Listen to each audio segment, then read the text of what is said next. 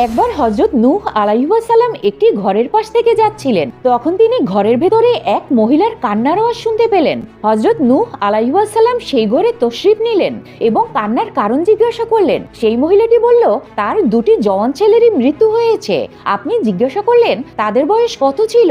মহিলাটি উত্তর দিল, বড় ছেলের বয়স 400 বছর আর ছোট ছেলের বয়স 300 বছর ছিল। হযরত নূহ আলাইহিস সালাম মুচকি হেসে বললেন, আমি উম্মতে মুহাম্মাদের কথা চিন্তা করে তাজ্জব হয়ে যাচ্ছি, কারণ তাদের আয়ু শুধুমাত্র 50 থেকে 60 বছরই হবে।